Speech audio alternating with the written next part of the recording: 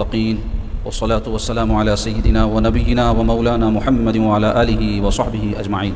أما بعد، فقد قال الله تعالى في القرآن المجيد والفرقان الحميد: فأعوذ بالله من الشيطان الرجيم، بسم الله الرحمن الرحيم، توبوا إلى الله جميعا أيها المؤمنون لعلكم تفلحون. صدق الله مولانا العظيم وصدق رسوله النبي الأمين الكريم رؤوف الرحيم. وقال عز وجل في شأن حبيبه الكريم: إن الله وملائكته يصلون على النبي يا أيها الذين آمنوا صلوا عليه وسلموا تسليما. اللهم صل على سيدنا شفيعنا حبيبنا ونبينا ومولانا محمد وعلى آله وصحبه وبارك وسلم. اللهم صل وسلم وبارك على آل محمد وعلى آل محمد. عزیز و بزرگوں، دوستو، حاضرین ناظرین، السلام علیکم ورحمۃ اللہ تعالی وبرکاتہ. حاضرین و ناظرین، ہفتہ واری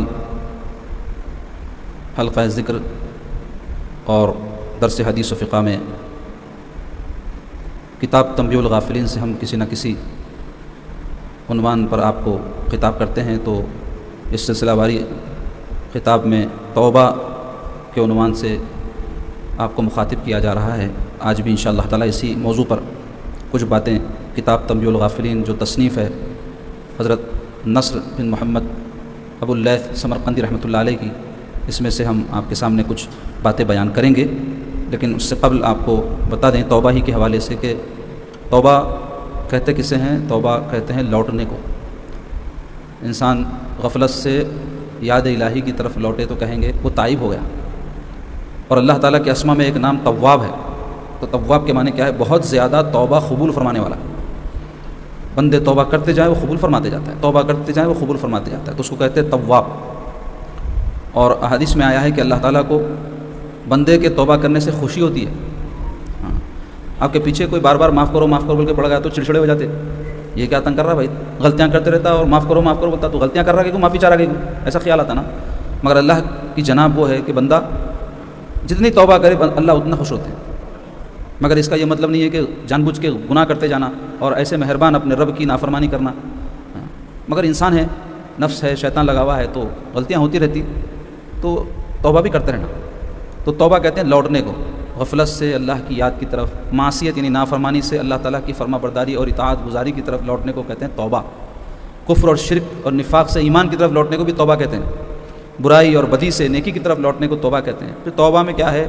ایک تو ہے رسمی توبہ کہ بندہ خالی توبہ کر لے. حقیقی توبہ کیا ہے جاننا، وہ ہے پشیمانی، وہ ہے افسوس اور پچھتاوا کہ ہم یہ جو کرے کام نہیں کرنا تھا. تو اصل توبہ کی روح یہ ہے اور شرط ہے یہ توبہ کے. تو اللہ تبارک و تعالیٰ پسند فرماتے ہیں کہ بندے اس کے حضور میں توبہ کریں. اور توبہ کا شرعی حکم کیا ہے؟ ہمارے دین میں جو احکام ہیں وہ سب ایک درجے میں نہیں ہے. بعض چیزیں فرض ہے، بعض واجب ہے، بعض سنت ہے، بعض مستحب ہے، بعض حرام ہے، بعض حلال ہے. اس کو بولتے ہیں احکام، حکم کی جمع ہے. تو کوئی بھی کام ہمارے دین میں ہے تو پہلے یہ دیکھیں گے کہ شریعت میں اس کا درجہ کیا ہے، اس کی حکم کیا ہے، اس کی تاکید کیا ہے. کیونکہ ہر کام تو اللہ ہم پہ فرض نہیں کیے. بعض کام فرض کیے، بعض سنت کیے، بعض واجب کیے، بعض منع کیے. سخت درجے میں منع کرے تو حرام بولتے ہیں، اس سزا ہے اس کے اوپر. اگر کرے تو اس کو بولتے حرام ہے. مگر اب یہ حرام ہے نہیں ہے یہ کون ڈیسائیڈ کرنا؟ آپ ہم نہیں کر سکتے. اس کے لیے اہل علم لوگ ہیں جیسے امام اعظم ابو حنیفہ، امام شافعی، امام مالک، ان کو فقہ کہتے ہیں. تو یہ فقہ کیا کرتے؟ تحقیق کر کے کوئی بھی حکم کا درجہ متعین کرتے. دیکھو بھائی یہ تاکید اس میں اتنی آئی ہے کہ یہ فرض ہے، یہ سنت ہے. اب 5 وقت کی نماز فرض ہے نا بھائی مسلمان پہ. آپ قرآن مجید میں تلاش کر لو، کہیں بھی آپ کو یہ نہیں ملے گا کہ اللہ تعالیٰ نے 5 وقت کی نماز تم پہ فرض کی ہے. ایسا واضح ہونا چاہیے نا، کہیں بھی نہیں ہے. لیکن قرآن میں نماز پڑھنے کی تاکید آئی، 5 وقت پڑھنے کے اوقات بیان ہوئے. لیکن آپ جیسا چاہ رہے ہیں کہ میرے کو آیت ملنا جس میں 5 وقت مجھ پہ فرض ہے لکھا ہوا رہا تو پڑھتا ہوں، بولے تو پھر کب پڑھتے نماز؟ کیسا معلوم ہو آپ کو؟ تو فقہا کیا کرے؟ رسول اللہ صلی اللہ علیہ وسلم کی جو ہے عملی تواتر سے کہ حضور اہتمام فرماتے تھے 5 وقت نمازوں کا، اور نہیں پڑھنے والوں کو سخت وعیدیں قرآن میں آئی، حدیث میں آئی، اور بھی سب جو کچھ میٹیریل ہے سارا اس کو سامنے رکھ کے بولے کہ دیکھو 5 وقت کی نماز فرض ہے. حدیث میں بھی آیا ہے کہ 5 نمازیں تم پر فرض ہے، لیکن قرآن میں نہیں آیا. اس کی بات کروں میں. آپ کئی لوگ ہیں آج کل قرآن میں کہاں ہیں، قرآن میں کہاں ہیں بولتے خالی. تو ہمارے دین میں قرآن سے بھی کئی باتیں ثابت ہوتی، کئی باتیں احادیث سے ہوتی، کئی باتیں قرآن حدیث میں نہیں ہیں. لیکن مسئلہ آ گیا تو کیا کرنا؟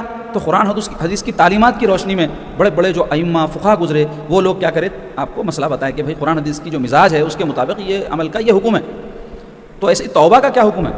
تو علماء کہتے ہیں توبہ واجب ہے، نفل نہیں ہے، سنت نہیں ہے، واجب ہے، یعنی لازم ہے. اور کس پر؟ ہر ایک پر. کیا نیک کیا بد، کیا مولوی کیا عام لوگ، کیا مرد کیا عورت، ہر ایک کے اوپر توبہ واجب ہے۔ مگر توبہ کب کریں گا بندہ؟ توبہ کرنے کے لیے خود احتسابی ہونا پڑتا ہے انسان۔ خود احتسابی بول تو خود کا حساب کرنا۔ ہم پوری دنیا کا حساب کرتے، شوہر بیوی کا حساب کر دیتا، بیوی شوہر کا حساب کر دیتی، بولتے بھی نا، بہت بول رہے تھے حساب کتاب کر دیا ان کا، تو سب کا حساب کرنا آسان ہے، اپنا حساب کرنا مشکل ہے۔ اور جب آدمی اپنا حساب کر لیتا تو توبہ کرنا انہیں کیوں؟ کوئی انسان بھی گناہ سے خالی نہیں ہے سوائے انبیاء علیہ السلام۔ غلطیاں، خطائیں، نافرمانیاں کئی ہم سے سرزد ہوتی، اور بے شمار خطائیں اور غلطیاں تو ایسی ہیں جس کا احساس بھی نہیں ہوتا ہم کو۔ مثلا آنکھ سے کوئی غیر محرم کو دیکھ لے کے لذت حاصل کر لیتے، گناہ سمجھتے نہیں اس کو، کیونکہ آج کل تو عام ہو گیا۔ کیا بری بات ہے اس کے اندر؟ فونوں پہ دیکھ رہے ہیں، ٹی ویوں میں دیکھ رہے ہیں، بینروں پہ دیکھ رہے ہیں، عورتوں کو دیکھ رہے ہیں، کالے گورے اچھے برے سبھی دیکھتے لذت حاصل کرتے ہیں، انجام مار دیتے۔ گناہ نہیں ہے یہ، احساس بھی نہیں ہے۔ جب آدمی گناہ کا عادی ہو جاتا تو بے غیرتی اور بے حسی ایسی ہوتی کہ گناہ بھی نہیں سمجھتا اس کو، وہ اس سچویشن میں اس وقت ہم ایسے ہی کان سے غیبتیں سن لیتے رہتے، اندازہ بھی نہیں رہتا، غیبتوں کے مزے لیتے رہتے، اپن بہت اچھے انہیں ایسا ہے ایسا ہے، سب سن رہے ہیں مزے لے کے، احساس بھی نہیں ہے کہ یہ غیبت ہے اور یہ غلط ہے اور چل رہا ہے معاملہ۔ تو توبہ کہاں سے کریں گے؟ کیونکہ خود احتساب ہی نہیں ہے نا، آپ یہ سمجھ رہے ہی نہیں کہ یہ جو ہو رہا ہے غلط ہے، میں جو کر رہا ہوں یہ گناہ ہے، یہ نہیں ہونا چاہیے، تب آپ توبہ کریں گے نا۔ تو توبہ کے لیے خود احتسابی ضروری ہے، آدمی اپنا حساب کتاب کرے اور اس کے لیے معمول بنائے، روزانہ تنہائی میں سونے سے پہلے آنکھ بند کر کے غور و خوض کرنا کہ میں زندگی کیسی گزار رہا ہوں، میرے کو مرنا ہے، اللہ تعالیٰ کے حضور میں حاضر ہونا ہے، وہاں اپنے تمام اعمال کا حساب کتاب دینا ہے، وہاں اللہ تعالیٰ پکڑے گا۔ وَمَن يَعْمَلْ مِثْقَالَ ذَرَّةٍ خَيْرًا يَرَهُ، جو ذرہ بھی خیر کرے اللہ تعالیٰ فرما رہے ہیں اس کو وہ دیکھے گا قیامت کے دن۔ وَمَن يَعْمَلْ مِثْقَالَ ذَرَّةٍ شَرًّا يَرَهُ، جو ذرہ برابر بھی شر کرے گا اس کو بھی وہ دیکھے گا۔ تو ایسا اللہ کے پاس حساب کتاب ہے تو اس کی فکر ہے ہمارے کو، اگر ایسی ہو۔ یہ کب ہوتا؟ ایمان آدمی کا مضبوط رہنا۔ توبہ کا تعلق ہے نور ایمان اور نور معرفت سے۔ نور ایمان کسے بولتے ہیں؟ نور ایمان بولتے ہیں ایمان کا نور۔ تو ایمان کا نور کیا ہے؟ اللہ تبارک و تعالیٰ میرا رب ہے جو غفور الرحیم بھی ہے اور جو عادل بھی ہے اور جو قہار بھی ہے۔ ایسا سخت ہے، پکڑا تو پورا حساب کتاب کر دیتا، لیکن ایسا مہربان ہے کہ معاف کرا تو آسمانوں سے بڑھ کے اور سمندروں کے جھاگ سے بڑھ کے ستاروں سے بڑھ کے گناہ بھی ہے تو معاف فرما دیتا۔ یہ ہے نور ایمان۔ ایک میرا اللہ ہے، میرا خدا ہے، انہیں میرے کو پیدا کرا، میرا خالق و مالک ہے، میرا معبود ہے، میرا رزاق ہے اور میرا غفور بھی ہے، بخشنے والا بھی ہے۔ یہ ہے نور ایمان۔ اور نور معرفت کیا ہے؟ گناہ کو گناہ سمجھ کر اس سے توبہ کرنا، یہ نور معرفت ہے۔ یعنی معرفت کیا ہے؟ پہچاننا۔ کیا پہچاننا؟ صحیح اور غلط۔ معرفت بولتے پہچاننے کو، صحیح غلط، اچھا برا، حرام حلال، یہ پہچاننے کی جو صفت ہے اس کو معرفت بولتے ہیں۔ تو نور ایمان اور نور معرفت جب تک سینے میں نہ ہو توبہ نہیں ہوتی۔ اور توبہ بولتے کسے؟ پشیمانی، شرمندگی، پچھتاوا، ہائے ہائے، یہ اگر دل میں احساس ہے تو سمجھو توبہ ہوئی، ورنہ منہ پہ تھپڑا مار لو، پیروں سے منہ پہ تھپڑ مار لو تو بھی توبہ نہیں بولتے اس کو۔ تو بہرحال توبہ کے حوالے سے حضرت فرماتے ہیں ایک ذیلی عنوان ہے، توبہ بقدر گناہ ہو۔ ہاں، یعنی گناہ جتنے توبہ ہوتی، مطلب کیا ہے؟ گناہ جس درجے کا ہو، جیسا سخت گناہ ہو توبہ بھی ویسی سخت ہو، جیسی غلطی ہے ویسا پنالٹی رہتی نا۔ کوئی آدمی ٹرپل رائڈنگ کر رہا تو کیا ہے چالان مجھے معلوم نہیں، آج تک الحمدللہ نہ کرنے کی نوبت آئی نہ چالان اٹھانے کی نوبت آئی، تو وہ جو بھی چالان ہے وہ ہوتا، بغیر ہیلمٹ ہے اس کا چالان الگ رہتا، رانگ سائڈ گئے اس کا چالان الگ رہتا، ٹکر مار دیا کسی کو، ہڈیاں ہڈیاں توڑ دیا تو جیل کو جاتے، اس کی سزا الگ ہے۔ تو وہی بات ہے، توبہ بقدر گناہ، گناہ جتنا ہائی لیول کا ہے اتنا ہی زبردست توبہ بھی ہونا۔ تو فرماتے ہیں اور چاہیے کہ اس کی توبہ بقدر گناہ ہو، کس کی؟ بندگی۔ ابن عباس رضی اللہ عنہ سے مروی ہے اللہ تعالیٰ کا قول، یا ایھا الذین آمنوا توبوا الی اللہ توبۃ نصوحا، اس کے معنی اے ایمان والو تم اللہ کے سامنے سچی اور پکی توبہ کرو۔ فرمایا کہ توبۃ النصوح کہتے ہیں دل سے نادم ہو۔ اب توبہ نصوح پختی اور سچی توبہ کسے بولتے ہیں اس کی تشریح کر رہے ہیں کہ توبہ نصوح کہتے ہیں دل سے نادم ہو، شرمندہ ہو، اور زبان سے استغفار کرے، یعنی دل اور زبان میں مطابقت ہو۔ زبان کہے اللہ میں غلط کیا، میں تیرے حضور میں معافی چاہتا ہوں، استغفر اللہ ربی من کل ذنب واتوب الیہ، پورا استغفار ہے۔ چھوٹا کیا؟ استغفر اللہ، اے اللہ گناہ معاف فرما، اے اللہ گناہ معاف فرما۔ استغفر اللہ ربی من کل ذنب واتوب الیہ کے معنی کیا ہے؟ استغفر اللہ، میں اللہ کے حضور میں استغفار معافی طلب کرتا ہوں، معافی چاہتا ہوں، اللہ سے معافی چاہتا ہوں بولنے کے معنی استغفر اللہ۔ ربی جو میرا پروردگار ہے، من کل ذنب تمام گناہوں سے، وہ اتوب الیہ اور میں توبہ کے ذریعے اس کی طرف لوٹتا ہوں، اس کی طرف رجوع ہوتا ہوں۔ تو بولے کہ دل سے نادم ہو اور زبان پہ استغفار کا کلمہ ہو اور دوبارہ نہ کرنے کا عہد کرے، یہ تین چیزیں ملی تو توبۃ النصوح بولتے ہیں۔ آپ صلی اللہ علیہ وسلم کا ارشاد مبارک ہے، زبان سے استغفار کرنے والا اور گناہوں پر اڑا رہنے والا شخص یوں ہے گویا وہ اپنے رب کے ساتھ مذاق کرتا ہے، یعنی میں بھی پیتے ہیں توبہ بھی کرتے ہیں، ادھر یہ بھی جاری ادھر وہ بھی جاری، تو اس کو توبہ نہیں بولتے۔ توبہ کسے بولتے؟ پھر وہ کام نہیں کرنا۔ استغفار کیسے کرے؟ رابعہ بصری رحمۃ اللہ علیہ کے بارے میں آتا ہے، وہ فرمایا کرتی تھی ہمارے استغفار کے لیے بھی بہت زیادہ استغفار کی ضرورت ہے۔ اللہ اکبر، یعنی ہمارا استغفار بھی کمزور ہے تو وہ استغفار کے لیے بھی اور ایک استغفار کی ضرورت ہے، یعنی وہ معاف ہونے کے لیے جو معافی کے الفاظ ہیں نا، اس کے لیے خود پہلے ایک معافی ہونی چاہیے. یعنی جب زبانی طور پر استغفار کرے اور دوبارہ گناہ نہ کرنے کی نیت کرے، جب ایسا کرے گا تو اللہ اس کے گناہ معاف فرما دیں گے، اگرچہ اس کا گناہ بڑا ہی کیوں نہ ہو، کیونکہ اللہ تعالیٰ اپنے بندوں پر حد سے زیادہ رحیم ہے. ہاں، اور ایک عنوان ہے میرا رب تو مجھ سے ناراض نہیں ہوتا. کہتے ہیں بنی اسرائیل کا ایک بادشاہ تھا، اس کے سامنے، یہ بنی اسرائیل کس کو بولتے ہیں؟ بنی اسرائیل ایک قوم ہے. حضرت ابراہیم علیہ السلام کے دو مشہور صاحبزادے ہیں نا، ایک اسماعیل علیہ السلام، ایک اسحاق علیہ السلام.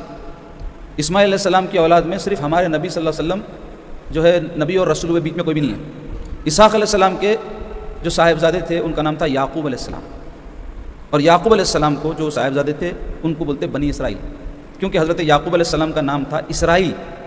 اسرائیل کے معنی عبرانی زبان میں عبداللہ کے ہوتے. عبرانی زبان میں عبداللہ بولنا ہے تو اسرائیل بولتے. بنی اسرائیل بولے تو اسرائیل کے بیٹے. تو قرآن میں جگہ جگہ آیا، اس واسطے میں اس کی تشریح کر رہا ہوں. جب بھی بنی اسرائیل بول کے آیا وہ سمجھ جانا کیا بول رہے ہیں، اسرائیل کے بیٹے. تو اب ان کی نسل خوب پھیلی، اس میں بہت سارے انبیاء ہوئے. اسحاق علیہ السلام کے بیٹے یعقوب علیہ السلام، پھر یوسف علیہ السلام، پھر سلیمان علیہ السلام، ان کے اولادوں میں داؤد علیہ السلام، اور بھی بہت سارے ہوئے. تو بہرحال بتا رہے ہیں کہ بنی اسرائیل میں ایک بادشاہ تھے. تو یہ بنی اسرائیل کو اللہ بڑی قدر کی نگاہ سے دیکھے، بڑی ان کو عطائیں فرمائے، لیکن بدماشیاں کرے، آج بھی کر رہے ہیں. وہ یہود وغیرہ ان کی جو اولاد میں سے ہے، بنی اسرائیل میں سے ہے. کہتے ہیں کہ بنی اسرائیل کا ایک بادشاہ تھا، اس کے سامنے ایک عابد کا تذکرہ ہوا. عابد بولتے نیک آدمی. تو بادشاہ نے اسے بلایا کہ ملیں گے مولوی صاحب سے بول کے، اور اپنے پاس ٹھہرنے کو کہا کہ میرے پاس رہیے، آپ نیک آدمی ہیں، میں خدمت کرتا ہوں. عابد نے اس سے کہا اے بادشاہ، آپ نے بہت خوب کہا. بولتے بہت شکریہ آپ کا، اچھی بات بولے، لیکن اگر میں کسی دن آپ کے گھر میں داخل ہوں اور آپ مجھے اپنی لڑکی کے ساتھ کھیلتا ہوا پائیں تو آپ کیا کریں گے؟ کھیلتا ہوا پائیں اشارے کنائے میں، یعنی کوئی برا کام کرتے ہوئے دیکھیں گے آپ کی بیٹی کے ساتھ، آپ کا دل کیا بولیں گا؟ بادشاہ غصے میں آ گیا اور کہنے لگا اے فاجر، تیری یہ کہنے کی جرات کیسے ہوئی؟ میں تو لایا نیک آدمی ہے، بلکہ گھر میں رکھتا ہوں، بولا تو میرے کچھ بول رہا کہ بادشاہ سلامت، آپ کسی دن آپ کی بیٹی کے ساتھ مجھے برا کام کرتے ہوئے دیکھیں تو آپ کے کیا جذبات رہیں گے؟ غصہ گیا اس کو. نیک لوگوں ایسے باتیں نہیں کرنا بلکہ توقع رہتی نا لوگوں کی. تو عابد نے اس سے کہا میرا رب بڑا کریم ہے، اگر وہ ایک دن میں میرے 70 گناہ بھی دیکھے تو نہ مجھ سے ناراض ہوتا ہے اور نہ مجھے در سے دھتکارتا ہے. یعنی بادشاہ سلامت، آپ ایک گناہ مجھ سے دیکھ لیں گے تو لات مار کے نکالیں گے، کرا بھی نہیں تو گالیاں دے رہے ہیں، اور کرا تو پھر آپ برداشت نہیں کریں گے. لیکن اللہ کی شان یہ ہے میں 70 گناہ بھی کرا دن میں تو میرا رب مجھے نہیں دھتکارتا بولے، اور نہ مجھے اپنے رزق سے محروم کرتا ہے. یعنی کافراں، فاسقاں، فاجراں، شرابیاں، کبابیاں سب کھا رہے ہیں، اس کی گناہ گار ہے بلکہ رزق نہیں روک لے رہا نا. تو میں کیوں اس کا در چھوڑوں اور اس کے دروازے سے چمٹوں جو مجھ سے ناراض ہو جاتا ہے، خبر اس کے کہ میں اس کی نافرمانی کروں. یعنی آپ کی بیٹی کے ساتھ برا کرا ہی نہیں، کرا تو آپ کا کیا خیال ہے؟ وہ تو غصہ آ گیا. تو میں آپ کے پاس کہیں کو مہمان بنوں؟ میں اللہ کا مہمان رہتا ہوں جو میری ہر خطا کو معاف فرماتے، یہ بولنا چاہ رہا ہوں. بس کیا حال ہوگا جب تو مجھے اپنی نافرمانی میں دیکھے گا؟ یہ کہہ کر عابد چلا گیا. گناہ کی 2 قسمیں ہیں برحضرت. فقی بول تو حضرت ابو اللہ سمرقندی رحمۃ اللہ علیہ فرماتے ہیں گناہ کی 2 قسمیں ہیں. بہت اہم بات ہے، غور سے سنو آپ لوگ. ایک قسم کیا ہے؟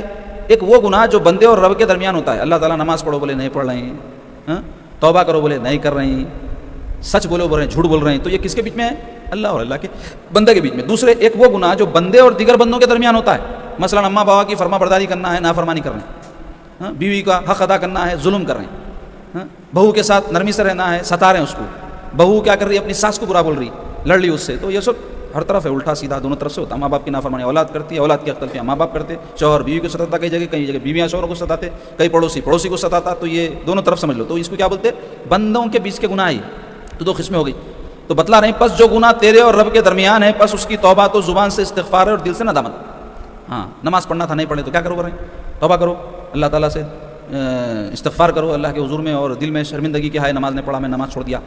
اور دوبارہ نہ کرنے کا حد کرے کہ نماز نہیں چھوڑوں گا بلکہ حد کرنا. اگر دوبارہ کر لیا تو مغفرت سے قبل اپنی جگہ سے نہ ہٹے. یعنی اگر پھر ہو گیا اس سے اور ہوتا تو بولے پھر ویسی توبہ کرو، اور بغیر توبہ کرے اس مقام کو مت چھوڑو ورنہ جہاں یہ گناہ ہو گیا اللہ اور بندے کے بیچ میں. ہاں، اگر کوئی فرض چھوڑ دیا جیسا نماز ہے تو جب تک اس کی ادائیگی نہ کرے گا توبہ کارگر نہ ہوگی. یعنی قضا کرنا، روزے چھوڑ دیا تھا میں معافی چاہ رہا ہوں، اللہ روزے چھوڑا بول کے نہیں ہوتا، قضا کرنا، اس کے بعد معافی چاہنا. معافی تو اسی وقت چاہنا لیکن قضا بھی کرنا بول رہے ہیں. پھر نادم ہو اور استغفار کرے. باقی رہا وہ گناہ جو ایک قسم ہو گئی اللہ بندے کے بیچ میں. تو کیا بول رہے ہیں؟ توبہ کرو، استغفار کرو، آئندہ مت کرو گناہ کو، اور قضا کرو کوئی فرض چھوڑے ہیں تو. رہا وہ گناہ جو تیرے اور بندے کے درمیان ہے، ماں باپ کو ستائے ہوئے، پڑوسی کو ستائے ہوئے، بیوی شوہر کو ستائی ہوئی ہے، شوہر بیوی کو ستایا ہے. تو جب تک تو ان کو راضی نہیں کر لیتا توبہ فائدہ نہ دے گی. ہاں، ستا رہے ہیں اماں کو توبہ کریں اللہ سے، ستا رہے ہیں بھائی کو توبہ کریں اللہ سے، قبول نہیں ہوتی بولیں جس کو ستائے اس سے معافی چاہنے کی ہمت پیدا کرو، اس سے معذرت خواہی کرو، پھر اللہ سے بھی توبہ کرو کہ اللہ تو لوگوں سے اچھا رہو، بولا تھا میں نہیں رہا، میں اس سے تو معافی چاہ لیا، تیرے سے بھی استغفار کرتا ہوں، بلکہ ایسا کرو. بول رہے ہیں بندے کے استغفار پر ابلیس کا واویلا، یعنی بندہ جب توبہ کرتا ہے اللہ سے معافی چاہتا ہے اپنے گناہوں کی، تو کیا ہوتا کہتے ابلیس ہائے ہائے کرتا کہتے، افسوس ہوتا اس کو، یہ کیا کر لیا ہے نے بولے۔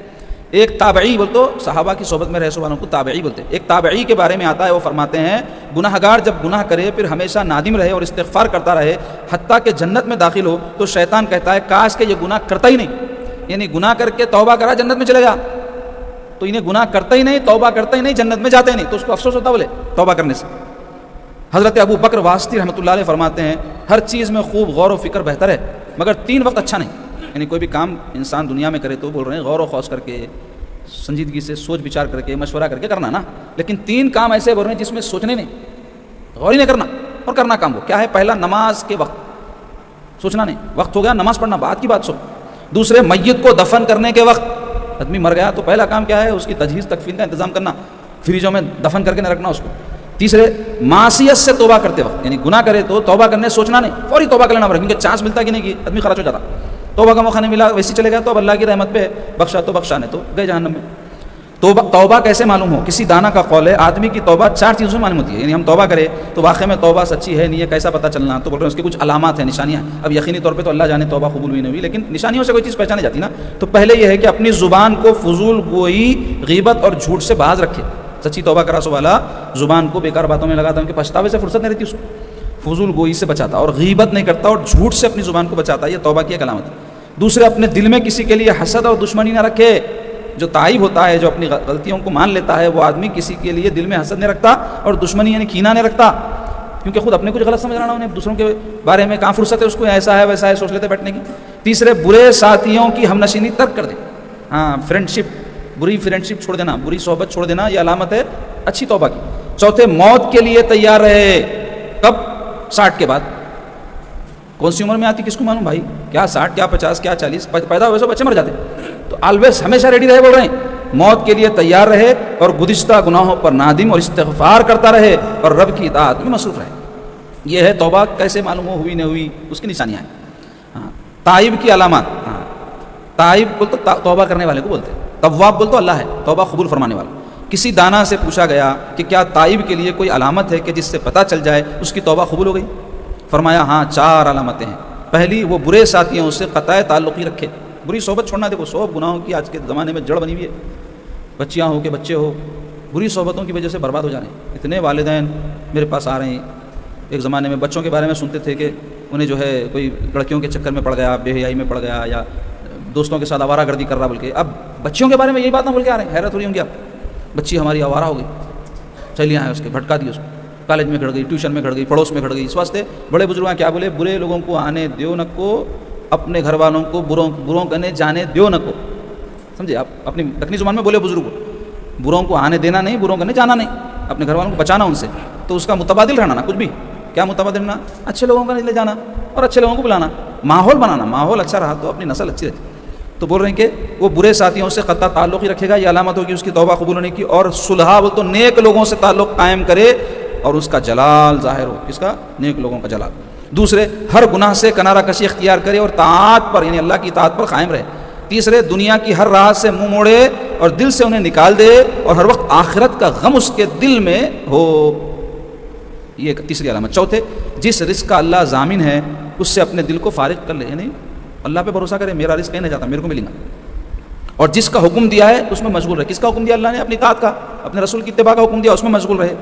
جب اس میں یہ 4 علامات ہوں تو وہ ان لوگوں میں سے ہے جن کا تذکرہ قرآن نے یوں کیا ہے، ان اللہ یحب التوابین و یحب المتطہرین، بے شک اللہ تعالیٰ توابین کو محبوب رکھتا ہے اور متطہرین، صاف ستھرے پاک صاف لوگوں کو محبوب رکھتا ہے۔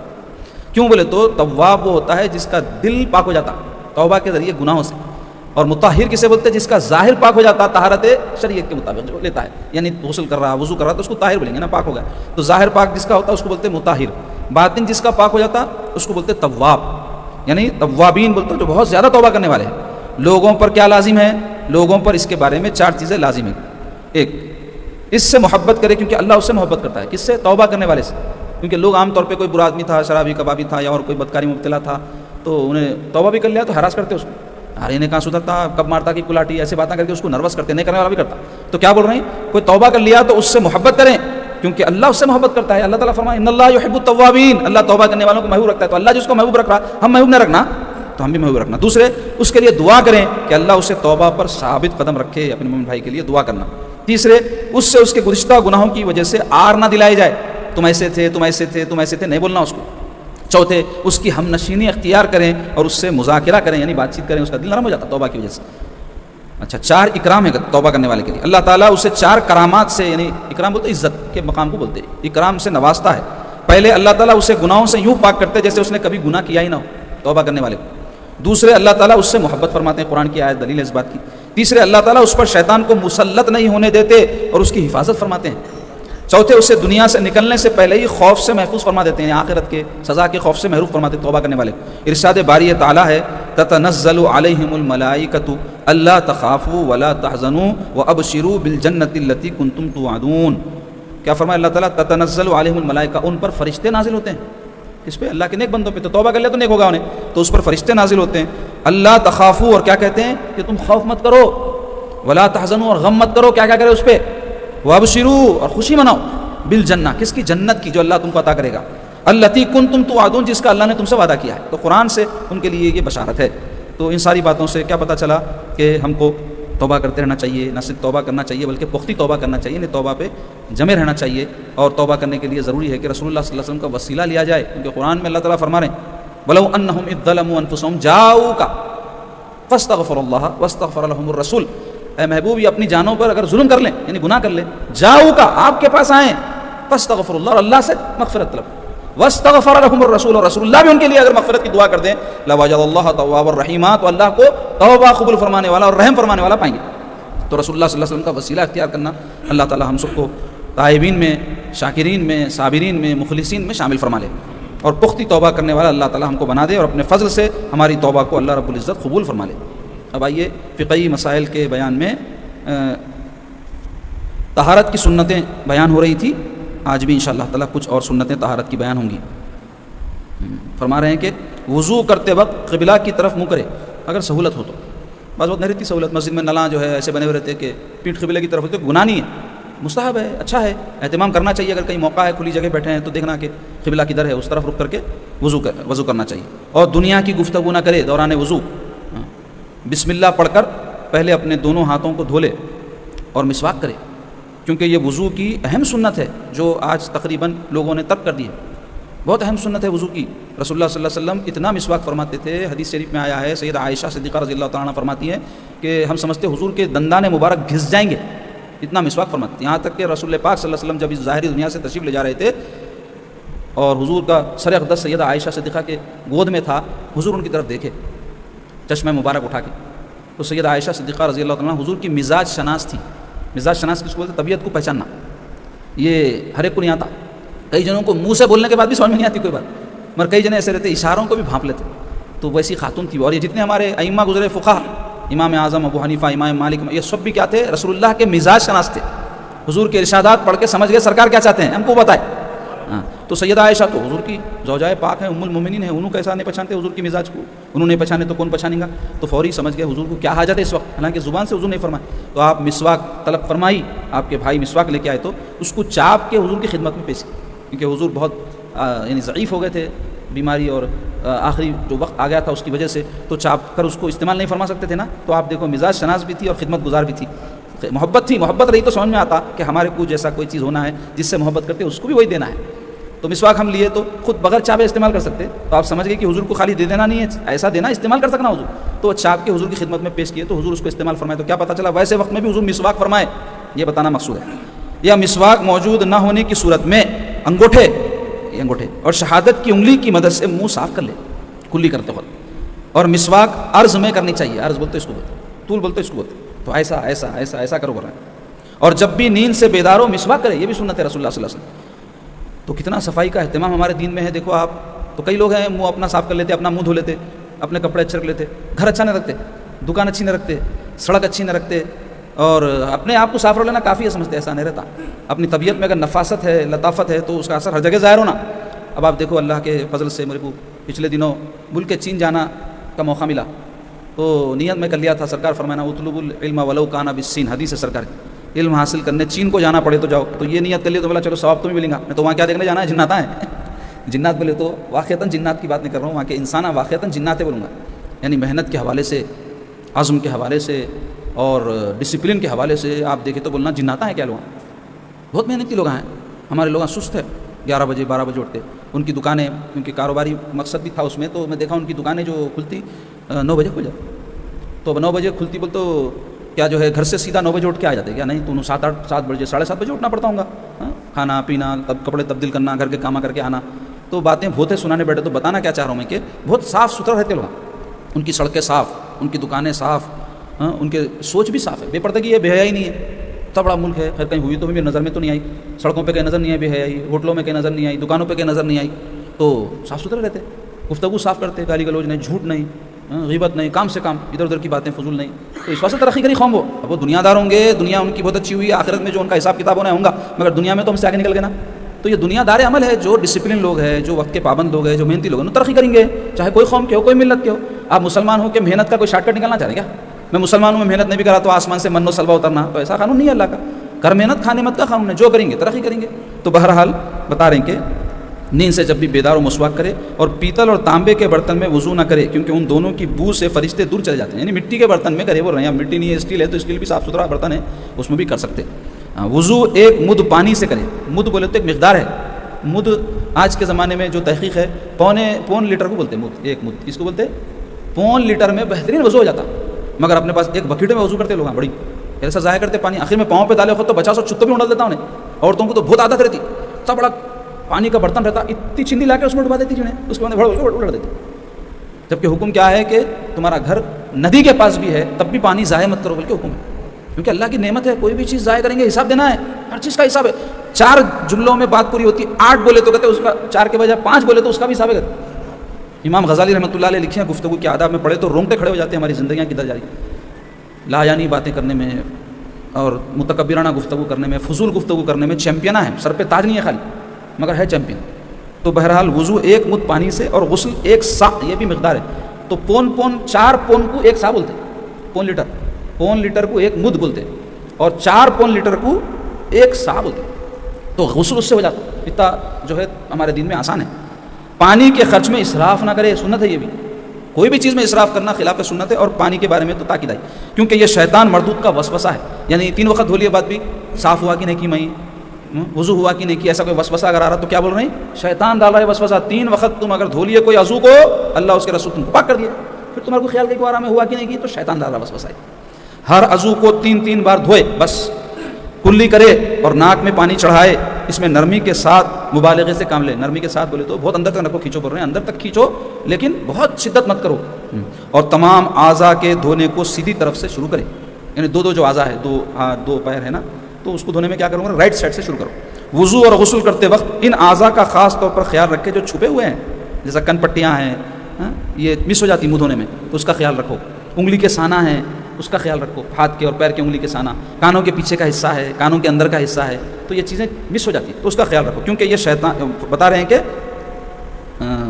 ہر عضو کو 3 بار دھوئے، کلی کرے اور ناک میں پانی چڑھائے. اس میں نرمی کے ساتھ مبالغے سے کام لے اور تمام اعضاء کے دھونے کو سیدھی طرف سے شروع کرے. وضو اور غسل کرتے وقت ان اعضاء کا خاص طور پر خیال رکھے جو چھپے ہوئے ہیں، اور جہاں پانی مشکل سے پہنچتا ہے تو وہاں پہنچائے.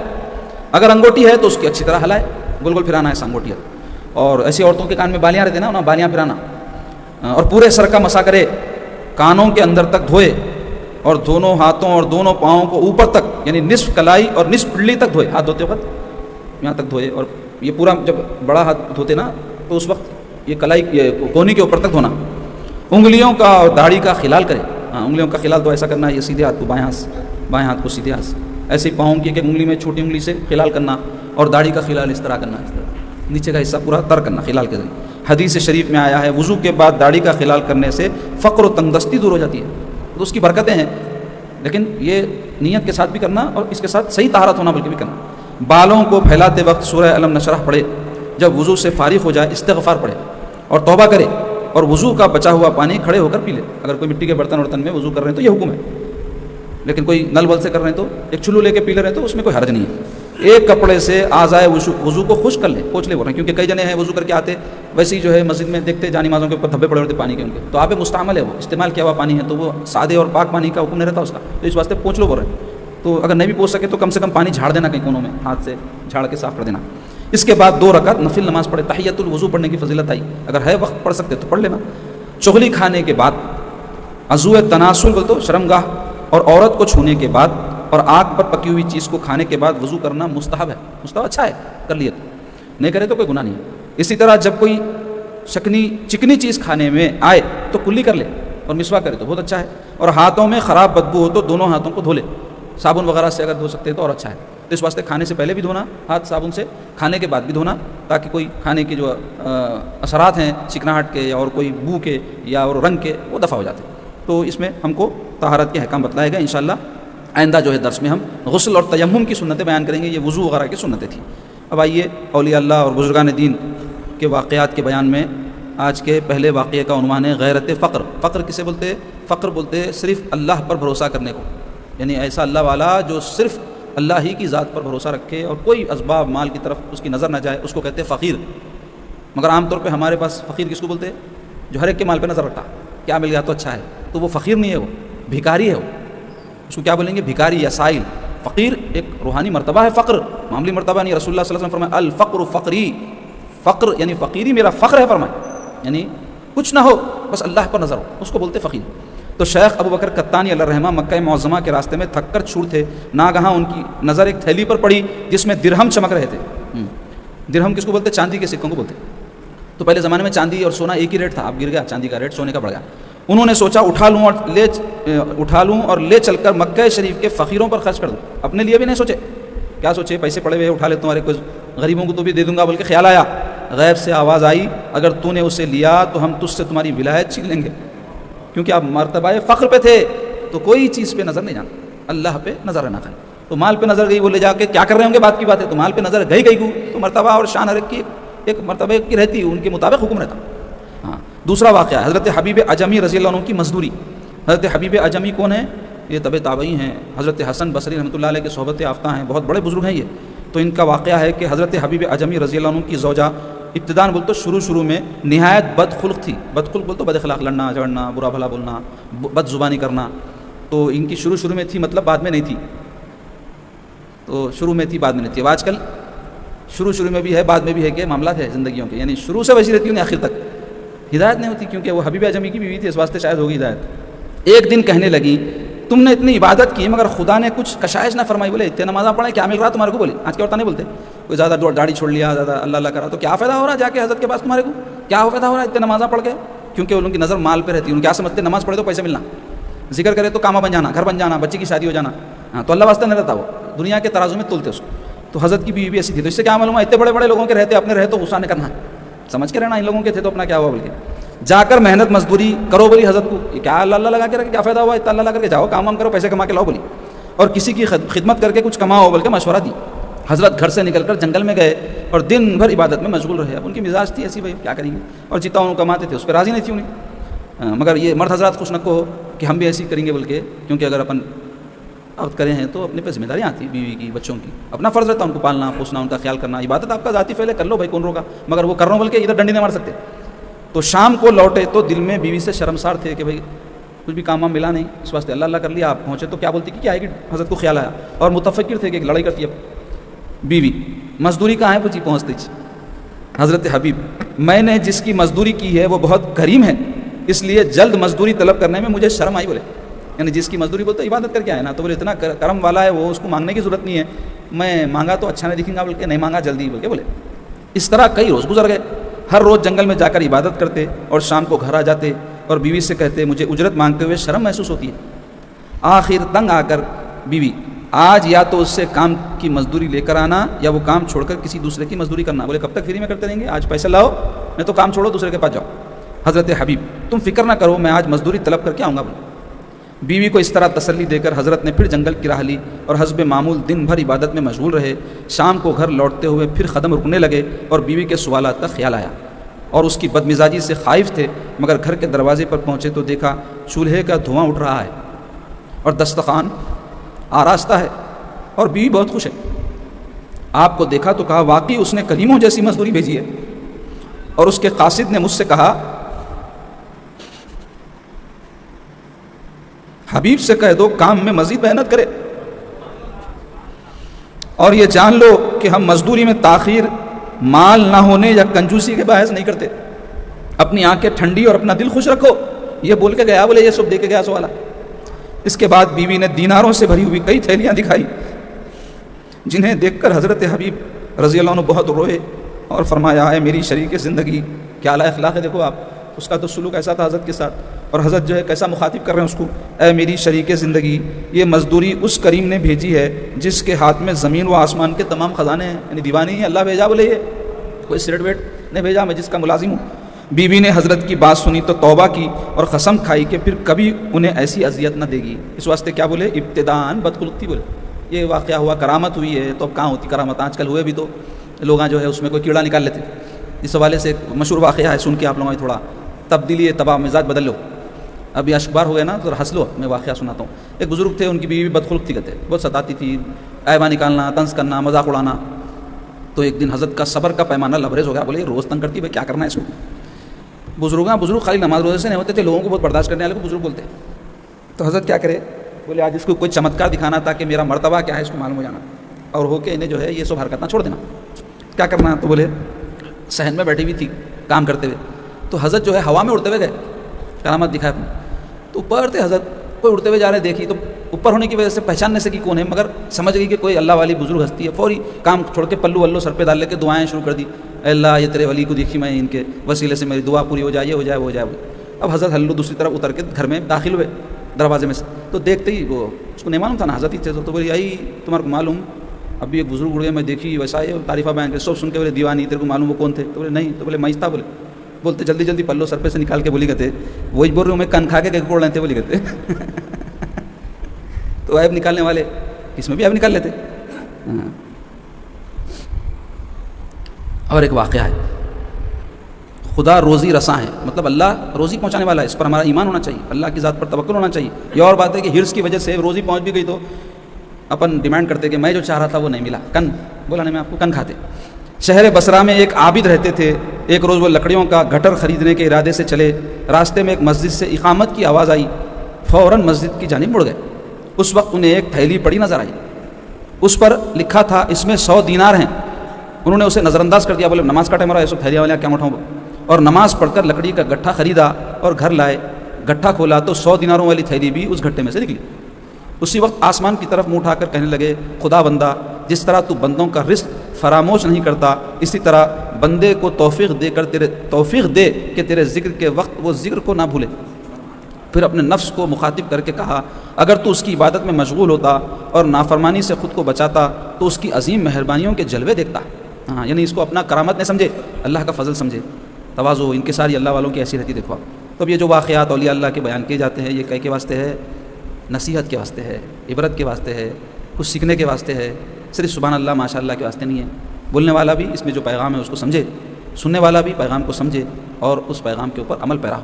اللہ پاک ہم سب کو نیک توفیق عطا فرمائے. اللہم صلی علی سیدنا محمد وعلی آلہ وصحبہ وبارک وسلم.